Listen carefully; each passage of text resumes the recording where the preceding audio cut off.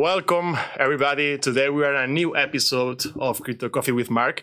Today we have the pleasure to have Convo with us. He's the, let's say, the podcaster behind Cardano Convo. So welcome to our show. Hello, I'm Conward Swift from the Cardano Convo podcast. As I was introduced and founder of Flutopia, it's nice to be on. How are you doing? Perfect. I'm doing great. How are you? How are you doing? Can't complain, but I still do. Perfect. So in today's episode, we're going to speak with Convert about, let's say, Cardano, about cryptocurrencies in general. We're going to ask some questions about KubeCoin, some questions that we gathered from our subscribers, from our followers, from our community. And we're going to have, let's say, a quick chat about how is cryptocurrency going and where we are focusing. But before starting, I would like to ask Convert, how did your project start? Why did you start your podcast? Why did you start with Cardano Convo? Oh, of course. So when we in the Cardano ecosystem moved into the Goguen era, there were some projects a little bit of before the Goguen era, but as we moved in, there were just so many projects going on, whether they be DeFi, NFT, just projects that people were working on in general. And every day I go onto the social medias, I try to get as much information as I could, but there's just so much going on.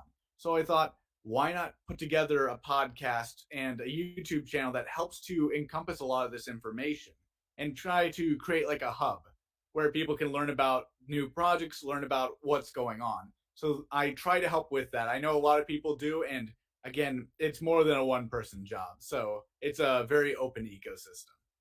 Sounds great. How is your project going so far? It's pretty good. It's a lot, but it's keeping busy is a good thing.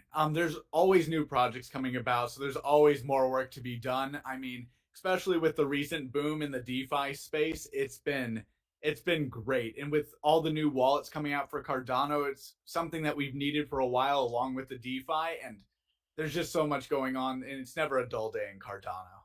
Oh, okay. Sounds great then. I would like to ask you, why did you choose Cardano? Because I think it's a quite interesting question. Oh, of course. So I originally started within cryptocurrency, of course, with Bitcoin. I had learned about it in 2013 was kind of 2012 was like my introduction to cryptocurrency. And that was, to date myself, back in like high school. And so I looked into it, learned about how it was being used, and then I slowly got pulled into it a bit. But because of college coming up, I forgot all about it. And then about 2017, 2018, there was that huge crypto boom. So I jumped back into it, didn't buy in financially, but I started researching it more. I got into Ethereum. I found all the utility in Ethereum, and that was fantastic. But the ethos, as well as the gas fees, there were just so many things that weren't working out. But then as soon as I found out about Cardano, I found out about Charles's whiteboard video, and I mean, the rest is history. It was such a good ethos, such a good ecosystem. The project, I remember it was pre-Shelly, so there was a wallet and that was it. There was no staking, and just seeing it grow so much, there's so much there that I'm just happy to be part of the ecosystem, and that's what drew me in. That's great. Now we're in a crash. Let's say we all know all the markets. markets. A little bit lower. Yeah, it's a little bit. So the markets crash. Now we have everything on reds, let's say. So, yeah. But we are holding with diamond hands, so no worries at all. And it was quite exciting, let's say. Last year, we were all excited, of course, about the smart contracts. They'll launch the smart contracts. A lot of projects are hopping on Cardano. We did with Cardano because we believe on their, let's say, on their goals, on their objectives that they're seeking in the future. So it was quite good to let's say, join the Cardano journey and be part of it. So I'm completely with you on this topic. What do you think about the markets now? Because they are all on reds. What's your thoughts about it? Do you think we'll recover soon? We have to wait until summer? That I'm not sure. If I knew for a fact, I'd definitely be trading. But so I have this view that I try to picture Cardano with a value of like $10. So anytime I do something, I go, is this worthwhile if Cardano is $10? Because the last thing I want to be is the Bitcoin pizza guy. And like move out of a position when I'm like, well, Cardano I think is a good long term for me at least.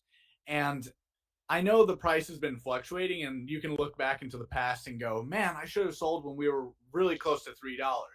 But like I bought most of mine at like 5 cents, 2.5 cents. So like I know some people look at that and go like, of course he can hold long term because, but then that's to discount the fact that if you had bought then, there were fluctuations at that time too. So going down to like 2.5 cents from 5 cents, that was a huge drop, similar to the $2 to $1 drop. So I I'm not doing a whole lot with fluctuations really.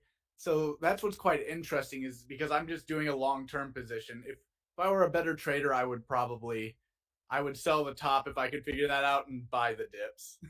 It sounds quite logic, but I think that in the future we will see, we will laugh about when we worried when it changes from $2 to $1 because Cardano will be, I hope, higher, and we will laugh about the moments that we were scared about that drop.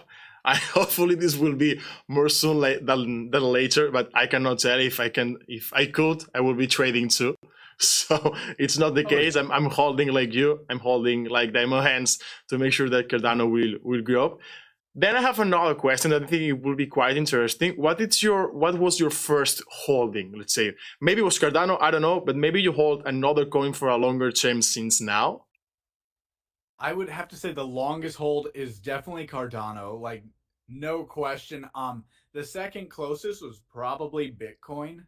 I remember at one point I had gotten up to a full Bitcoin, and then um it was actually like 2 years or a year ago, and I realized I'm like I think Cardano is gonna be a bit bigger, and so I moved it all into Cardano, and that was back at like 30 cents. So I Cardano's been my biggest hold, my longest hold, and then I would have to say Bitcoin was the second. I never held Ethereum that long. It was more so the projects within Ethereum that interested me. Okay, okay. I think, if I'm not wrong, my longest hold was Cardano too. I cannot tell, really, I cannot tell, but I think it was my longest one, but I can really not tell. So now I would like to read some of the questions that some of our users asked about the market that I think it will be quite interesting to answer now on the podcast. The first question will be, how long will the crypto correction be? That's something that they asked you, and we said that if we were traders, we will be now trading, of course. So let's do like a small bet. When do you think it's gonna end this correction? Uh, Without getting political, because a lot of it hedges on not just crypto, but like the market in general, it seems. So like seeing that downturn since COVID, the crypto market too followed the same suit because when a lot of people are viewing it, it seems as a investment like medium, and because it is a new asset class, a lot of people are investing in it. It's going to have similar functionality, like similar spikes and ups and downs that the normal market would have. But given that I think a lot of countries haven't responded well to like post COVID era, it depends on your viewpoint with that. But I until we recover from all that, it might be a rocky road for a little while. And I know with governments trying to like crack down on cryptocurrencies, that also might hinder it. But I would say probably 2 years, maybe. Like that's maybe pessimistic, but I would guess 2 years There's before we a start seeing a zoom again. Okay, I was gonna say that's a lot of time, but in crypto that's not a lot of time. So maybe you're not that wrong at all, and maybe that will be the step that we are following now, and it will be in 2 years. So I don't, being 100% honest, I really don't know when this correction will be. Hopefully, as soon as we can, obviously, because we want the markets to recover as soon as we can. But it's quite cool, let's say, to have this market. I don't want to say crashing or going lower because we see the activity, we see the movements. But I always say on my Twitter and everything that when the markets go down, it's quite of a joke. It's the time that I go shopping. It's like I'm shopping on a sale. I'm shopping with discount. So Yeah. I'm holding Cardano. When I see that it's going 30% down, for me it's like go shopping with some sales, some Christmas sales, some summer sales. So it's not that bad. it's bad for the ecosystem, obviously, but from a perspective of not a holder, but from a buyer or somebody that wants to hold as much Cardano as they can, it's a good moment to buy. And this always, a lot of people say that, many people worry, many people sell, many people panic, but I'm the ones that on that moment I buy more. So I don't know how you react to these crashes. Do you sell? Do you buy? Do you don't do, let's say, anything? If I've got fiat, typically I will try to buy into that, because for me, it's not only does it help for like later on if the price goes up, but also since I run a stake pool, the Loop stake pool, I can take what I've made from investing in during this dip, and then I can put it towards that pool to try to build that success as well. And to quote, I believe it was Warren Buffett who said it, when there was the crash in 2008 and people asked him, how did it feel to lose a couple $1 billion from your portfolio? And his response was, I didn't lose anything. I didn't sell. So my viewpoint is, okay, yeah, the price went down, but it's impermanent loss. I haven't lost anything until I sold. And of course, that shouldn't be applied fully to everything, because if something goes to zero, then yes, you've probably lost all value. But if it's just dipped down in price, like crypto dropping 20% is like not that big. It depends. And then, for example, a week later, it can jump 30. It just depends, because it's a very new asset class. So you're going to have those spikes. But I mean, if we just look at it, and I'm not saying the past is a great indicator of what the future will hold, but every time there's been a dip, there's always been a correction when there's been a skyrocket. We've hit all-time highs recently, so it was due for a correction. So, I mean, we've been at like 5 cents for forever, went up to $3, which is insane in that span of time. Like, that's a huge, like, multiple X return. What is that? That's a 60X return. That's huge.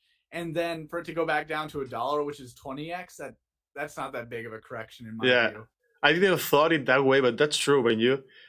When the market goes down, you're losing, obviously you're losing some money, of course, but you still have those Cardano. You're not losing Cardano, you're just losing your value, but you still hold this 10 Cardano, 20, I don't know the number, but you're still holding that Cardano, and in the future, that price spikes or whatever, you're recovering from that. So that's a good point to see that.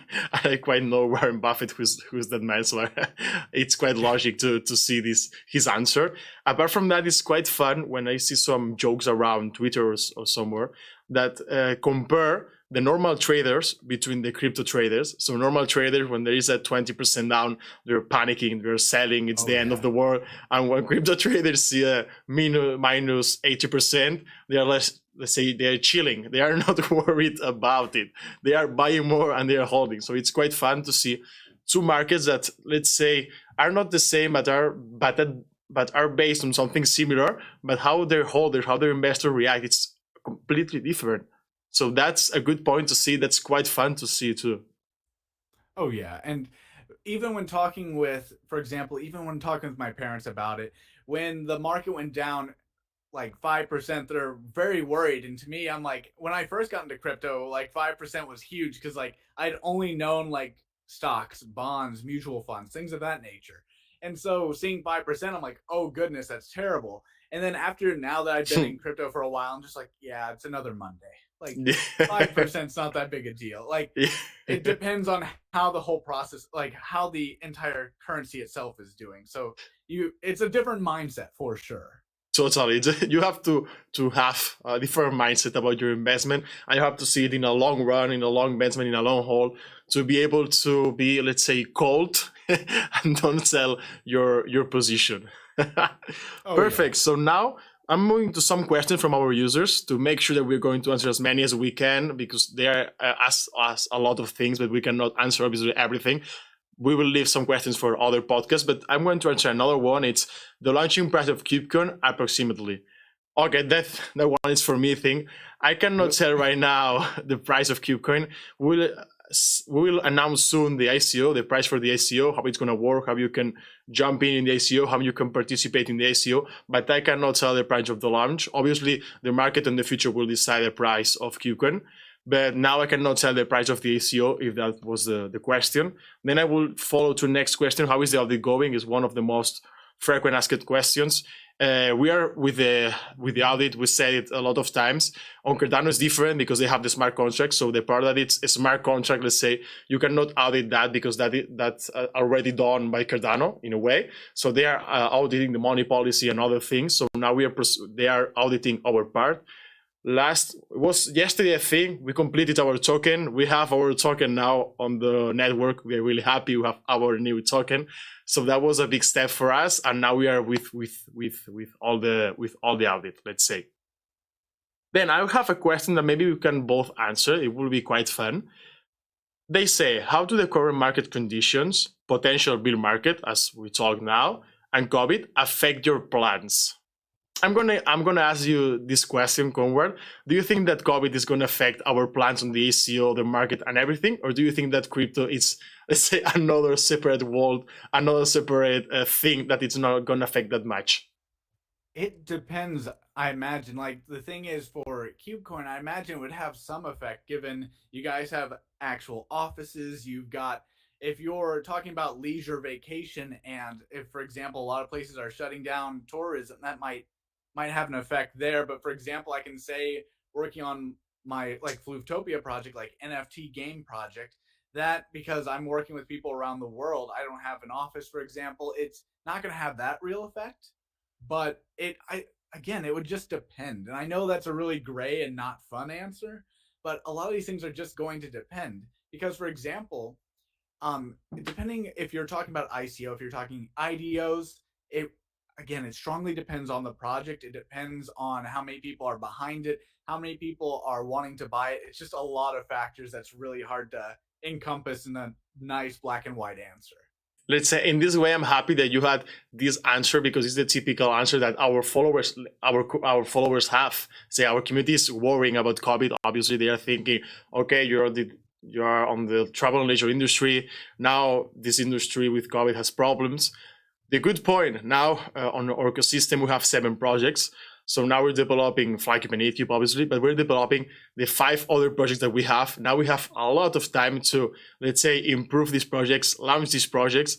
We're bearing gifts really soon. We announce the ICO and new projects that are coming soon. So this gives us time, let's say, to create our big ecosystem. This gives us time to present our projects to our audience. And I'm not worried that much about COVID because now the situation, at least here in Spain, is getting better. I hope that soon with all the vaccines and everything, it's going to get a lot better in the future. So let's say now we're in a road that when the eco comes and all our projects and COVID, I think that soon we will be, let's say, recovered and that the market will follow with us. And I think we're in a good moment. We're going to a good moment. So I'm quite positive in this situation. And I hope that my thoughts are followed by the market and by COVID in this case. Oh, yeah. No, I see what you mean. I did have a quick question with regard to something you said earlier. Perfect. You talked about minting the Cube coins, and I saw through the Cardano scan that you guys did have those minted. How do you guys plan about going and distributing those for those who participated, for example, in I believe it was not private sales, the initial sales? It was a pre-sale before the ICO. So now we are creating a really good project. I cannot tell all the features that we have because let's say we don't want the competitors to try to copy us now, but we're creating our own wallet that will have a lot of features that we haven't seen in other wallets. It will be really cool. Now we're creating obviously the wallet that the market is giving us time to create the wallet. We will hopefully launch the wallet soon, so our cubers will be able to use the wallet, and they will see the functions that we're implementing that are really cool. And I think that they're gonna, in a way, revolutionize the crypto world and the travel and leisure industries. And it's gonna be, I'm not able to see a boom in the industry, but when they see the features, they will see why we're creating this wallet and why we're waiting to launch it to give the cubes on those wallets, because they will enjoy a different kind of wallet that gives them a lot of, I don't want to say flexibility, but a lot of options. So you guys are building your own wallets, or is it going to be a wallet that holds the coin on your website, like our own wallet that will be available on the App Store and Google Play Store. Ooh, when will that be? I'm curious because I Yeah. know wallets are a huge thing, and I Yeah. know there's right now, as far as I have to look into Card Wallet. I That's something I need to do, but I know Yoroi is one of the few mobile Cardano wallets that are available. We will do that in an application. Now, let's say we are developing all the project, the application, everything. And I cannot tell an exact date because we're covering most of the projects right now. But hopefully it will be, as we have on the roadmap, on the Q2, hopefully it will be the launch of the wallet. And I think it's going to be a big moment for us and for the Cardano ecosystem. So I'm quite excited talking about the wallet, and I really want to launch it as soon as we can because it's really cool. But now I cannot show anything to you. Hopefully, in the future, I will be able to do another podcast with you and show, hey, we have our wallet, download it, check it, and let me know. But I think that you're gonna like it, and I hope when we launch it, you give me some feedback about the wallet. So maybe there are something that we can improve in your point of in your point of view. So I will let you know when we launch it, or you can obviously stay tuned to our Instagram, Twitter, or whatever, and you will see all the updates.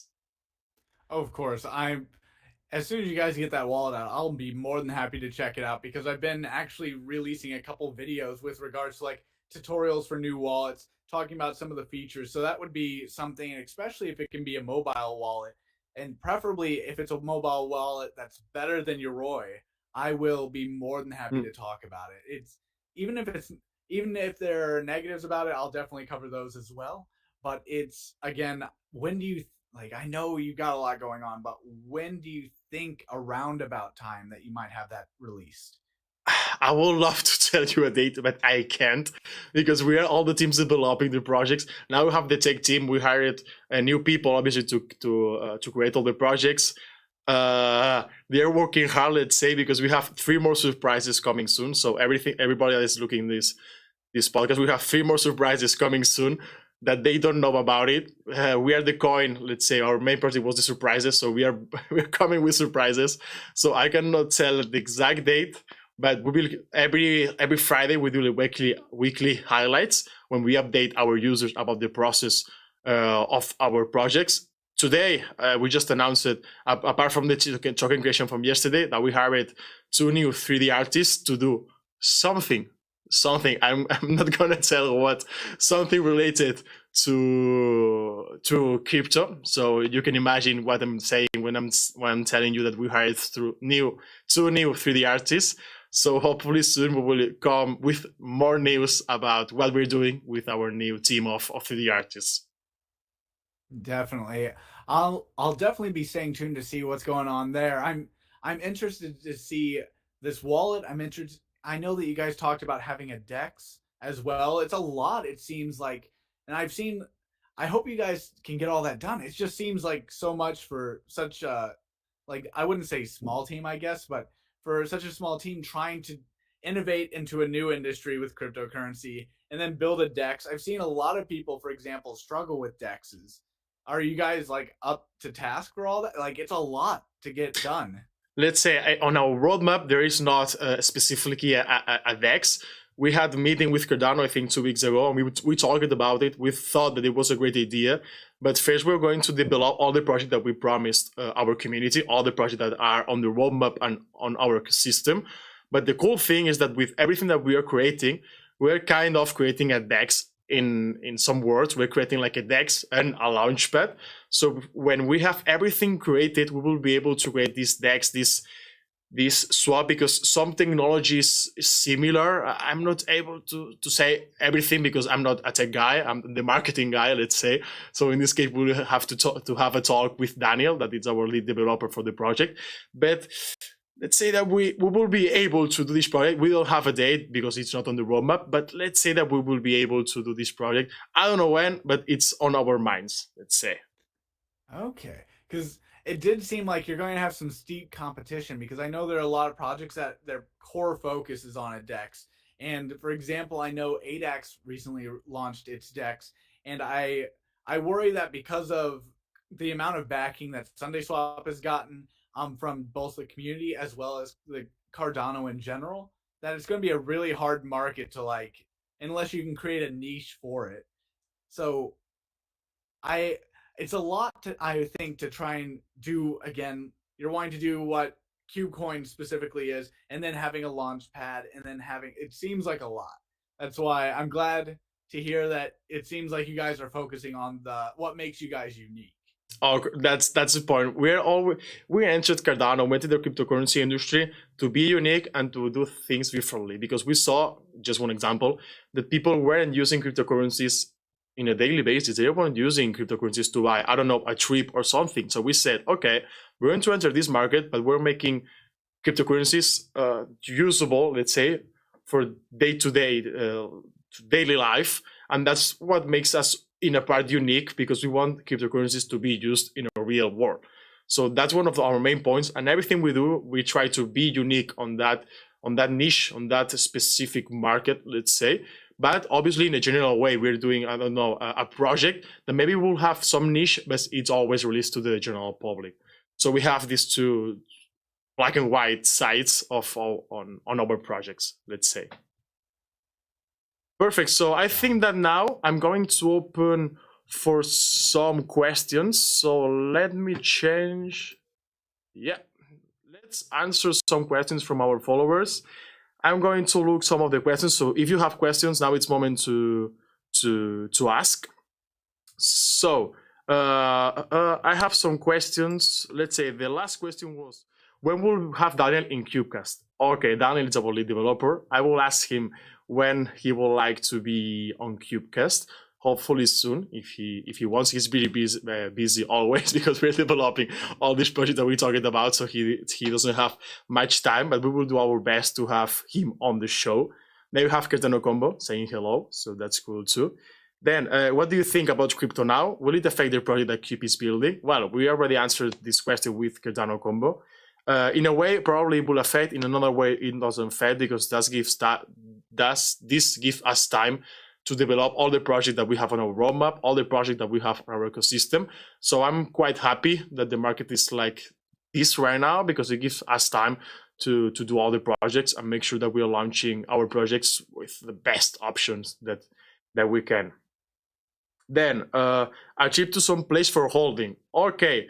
Soon you will see some surprises regarding holding. So I cannot tell, but soon you will see some surprises about holding. Then I see some people talking about the staking wallet. They are bullish. Let's see. Greetings, Marc and Cardano Convo. There was Cabal. He's one of our ambassadors that was saying hello to us. And let's see. And I don't think we have much questions. What is the plan for marketing and how to grow the community? Okay, so as soon as we launch the ICO, as soon as we present the ICO, we'll start with all the marketing actions. I'm the marketing guy, so now it's this question is for me. We're planning everything. We're speaking with a lot of people that we can promote our product. We're preparing all the campaigns. We're preparing everything to make sure that we're going to do a good launch. So as we did with the pre-sale, we had a great launch. We had an unexpected success, and we were very happy with it. So now for the SEO, it will be the same. We're going to start with all the marketing actions. I'm for sure that our community is going to grow, and we are very bullish, let's say, on what is going to come next. Okay, so I think for now that was all. Do you want to say anything before closing the show? Not that I can think of. It was a pleasure talking with you. I'm sure, for example, there's going to be a lot coming from KubeCoin. I'm curious as to see how this all develops, because, again, I talked, I believe, with your CEO in one of our episodes of the Cardano Convo, and I'm interested to see how it evolves. I know with working on my project as well, certain aspects can change, but I hope to be able to use KubeCoin to get trips, to be able to get food while on those trips. Those are some of the key functionalities I really hope to see when you guys launch. Perfect. So I will keep you updated about all the functionalities that we are going to launch as soon as we have them all. Hopefully in the future we will do another podcast, and maybe we will talk about all the projects. Sounds like a plan. Thank you for having me on. Perfect. So it was a pleasure. Now we're going to stop the stream. Thanks for being with us today on this stream, and see you on the next week. Thank you, Cubers. Bye bye.